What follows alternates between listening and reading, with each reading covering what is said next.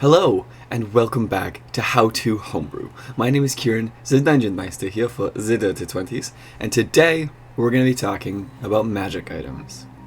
I'm going to delve into my experiences making magic items, and then I'm going to make 6 magic items with you. That's right, 6. One for each rarity level, and hopefully meeting every criteria that items can have. At least mentioning those that I can't make items with. So, without further ado, let's get into it. All magic items have a classification and a rarity. The common classifications are weapon type, potion, and wondrous item, where others exist, and you can, of course, make your own. But wondrous item tends to be just the grab bag of, if it's not a weapon and it's not a potion, it's a wondrous item. And for rarities, they go common, uncommon, rare, very rare, legendary, and artifact. As items get rarer, they become more and more sparse in the world, and artifacts are extra special, in that there's only one of them in each multiverse. Some items also require attunement, in that they may require a character to dedicate one of 3 slots to use them. Some attunement items are even more specific, requiring characters to be of certain alignments or hold levels in certain classes. And now, with the definitions and explainers out of the way, let's get on with making our own items, beginning with common. Common items should be everywhere. They are your healing potions, your prank items, your helmets that make your eyes glow. Common items rarely require attunement, and most of them require creativity or else they're useless. Our item should be something that only a specific set of people want, but those people will keep for the entire campaign and have as an accessory piece. And I think I know exactly what I want to make. But for general purpose, think of something that won't affect combat too much, and will just be a fun accent piece. It's all the common items are. So, for our item, I'm going to design a hair tie that can magically style the hair of the person wearing it, even if the hair isn't part of the style, or in their hair at all. So, our hair tie of instant styling, because that's already a good enough name, is a common, non-attunement wondrous item that when you're touching it, you can use an action to immediately restyle all of the hair in your head, beard hair included. The hair immediately falls out of style and reverts if you ever cease contact with the item. And that's it. A common item. We're going to clean up the writing a bit more to be more akin with the rest of the D&D stuff, but that's it. Other examples of common items at this level are unbreakable arrows, spellbooks that can't be burnt or damaged by water, or wands that force people to smile. It's really just a grab bag section of items that's mostly about having fun. Next, our uncommon item. For our uncommon item, we can get a little more creative. Wizards have kindly blurred the power line between rare and uncommon, making things a little bit difficult. So I'm going to set a little bit more of a boundary here for the purposes of this video. But uncommon items can get a bit crazy, like wing boots, circlets of blasting, and bags of holding. But for the purposes of this video, like I said, they're going to be a little more conservative. For our uncommon item, I'm going to make something that requires attunement, and so it's got to be good, but not too good. It's still just uncommon. I'm thinking of an armband, one that acts as a small wormhole. You activate it, and then you can move your arm up to the band, through a solid surface to interact with objects on the other side. So you can reach through a door and unlock it from the inside, or through the wall of a safe and grab something out.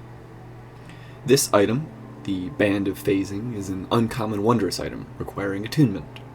This item is a golden metallic band that resizes itself to fit on the arm of whatever creature is wearing it. As a bonus action, you can cause the band to activate, and make your arm up to the band intangible to objects. You can pass your arm through solid walls and barriers, and interact with items on the other side. This effect lasts for 1 minute, and if the effect ends while your arm is inside of an object, you take a d6 of force damage, and your arm is shunted from within. You cannot phase through creatures with this item. And a last note, since this item is uncommon, once you use this ability, you cannot do so again until the next dawn. So, reasons behind making this item. We designed something slightly stronger than common, but weaker than some of the other uncommons. It, for the most part, falls in line with the definition of an uncommon magic item. It gives you a new creative ability. You can only use it once per day. It can't really affect combat too much, but it will be massively helpful. It is a combination of sort of a portable hole or a bag of holding mixed with the chiming thing that auto unlocks things. I don't remember what it's called. It's here now. So when making magic items, it's very easy to just compare them to others of the same rarity categories. There are so many to compare to, you'll always have something to bounce off of. I use those, but obviously whenever you're making your item, if you want it to be for combat, you can compare it to other uncommon combat items. I believe +1 weapons are uncommon, stuff like that. So, depending on where you want your power level to be, just look at the other items and they'll help you figure it out. Next, for our rare item, let's add yet another step of complexity. Let's work with charges. Charges are a very common use of magic items within 5e. They're a way of managing how many times you can use an item or various features of an item. For ours, we are going to make a magic staff, and it's going to be attunement, and it's going to use charges to manage its various abilities. So let's go off of that. Our staff of the Stormcaller, yeah. It's going to be a rare staff that requires attunement by a druid, sorcerer, warlock, or wizard, which, side note, is a thing you can do. You can limit the use of items to specific classes, and that's how it's done. I chose those classes because those are the ones who use staffs, and those are the ones who use lightning magic. So, moving on, this staff has 10 charges, and it regains 1d6 plus 4 charges daily at dawn, and if the last charge is expended, you must roll a d20. On a 1, the staff disintegrates into ash and is destroyed. The last property is a function of a lot of staffs within the game, and as such I just thought to put it in here. And the charges regained should always equal the maximum number of charges. So if the staff had 12, you could do a d8 plus 4, or a d10 plus 2, or even 2d6. Continuing, the wielder of the staff should gain resistance to lightning damage, and they can cast the following spells for their associated charges. For 0, you can do Lightning Lure and Shocking Grasp, maybe. And for 1, Thunder Wave and Witch Bolt. And for 3, Call Lightning and Lightning Bolt. And for 6, you can cast Chain Lightning. These spells were chosen because they deal lightning damage, or Thunder Wave's case, are just associated with lightning. And the charge counts were determined by the levels of the various spells. So, Witch Bolt and Thunder Wave are 1, and Call Lightning and Lightning Bolt are 3, and such and blah blah blah. I wouldn't want to give any higher than a 6th level spell to a rare item, and I wouldn't want to give it to them more than once per day. So it costs 6 out of 10 charges, and we're set.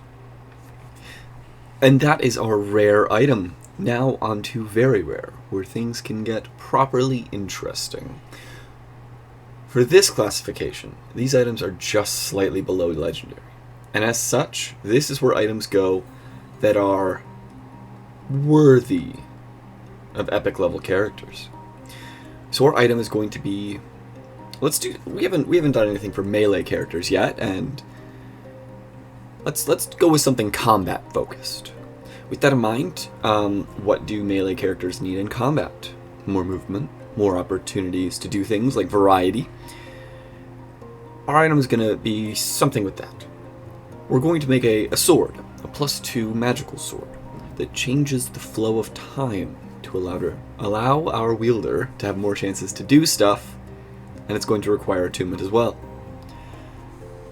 As part of the attack action, the wielder of Time's Thin Edge can make an extra attack. They can do that 3 times per day, but only once per turn, regaining all uses again at the next dawn. Also, when they strike a creature with an attack using the blade, they can force that creature to succeed on a charisma save or lose their reaction. And they can do that as many times as they hit. And lastly, the wielder of the blade can use a bonus action to dash. Also an unlimited number of times.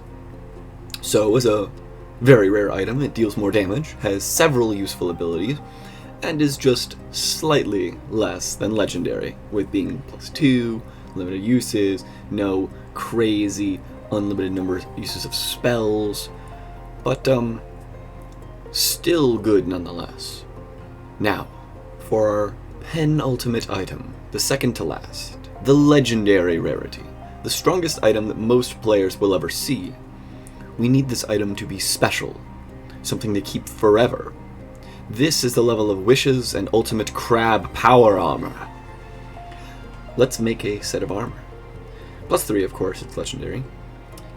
And this armor is going to be the Armor of the Cosmos, which is a legendary set of plate armor, let's say. Let's lock this one down. This armor looks like a glowing golden set of metallic plate, where the reflections don't seem to mirror their surroundings, but instead depict a starscape. The wielder of this armor gains a 10-foot bonus to their walking speed, and a flying speed equal to their walking speed. Their unarmed strikes deal 1d8 radiant damage, plus their strength modifier still, and the wearer of this armor can also cast Prismatic Spray once per day, with a save DC of 19. And lastly, they can cast Misty Step and Dimension Door at will. And that is a legendary item. It is ridiculously powerful and useful, and something that once a player gets it, they will never let it go. Your AC is 21 just standing still, and you can teleport all over the place, and cast a really strong spell once per day. This is something that you give to a player beyond level 15. This is legendary. Lastly, artifacts. These items are different. Not only are there only one of them in each multiverse, but there are also some extra aspects to them, unique to artifacts. These major and minor beneficial and detrimental properties are found within the Dungeon Master's Guide, but you can, of course, make your own. This item just has to call for some, but I'll also make a second copy with some example ones inserted into it as well. So, our artifact, the most special, powerful, and picky item that we can make, is going to be the Staff of the Star Mother. This is a +3 quarterstaff that deals an additional 2 damage dice worth of force damage on every hit. That is 2d6 or 2d8 extra, depending on which combination of hands you're using. Beyond that, this item will set your charisma score to 24, as well as allowing you to cast a variety of powerful spells, probably things like teleport, crown of stars, disintegrate. Beyond that, you also gain true sight out to a range of 120 feet, let's say. And then we leave the rest up to our 2 major beneficial properties, 1 minor, a major detrimental property, and 1 minor of those as well. Our sample item could have the minor detriment that you always glow in a 10-foot radius with dim light, so that you would be spotted more easily in stealth. The major could be that your alignment shifts 1 ticker towards lawful good. Not quite on the level of the Sword of Zariel, just like, yeah, you're kind of like a true neutral character. Well, now you're neutral good, or you're lawful neutral. Just one little tick over, just to really cement your place as having to choose this item. The minor benefit could be that the wielder gains a +1 bonus to their AC, and the 2 major ones could be you gain a flying speed of 60 feet, and the other one could be you can't be paralyzed, petrified, or restrained. And with some cleaning up, some choices of spells, and some locking in of properties, that will be our artifact. Now that we're done, let's look back over our items. Our common item was the hair tie of instant styling. Our uncommon item was the band of phasing. Our rare item was the staff of the Stormcaller. The very rare was Time's Thin Edge. The legendary was the armor of the Cosmos. And our artifact was the staff of the Star Mother. All of these items show a progression of power and cost. Together, they demonstrate the various requirements and options that items can give your players, and they are how I see balancing and creating magic items for my games. I hope that this video is helpful to at least one of you out there. Thank you all for watching. Be sure to join me next time as we tackle how to homebrew classes. Have a good day, everyone.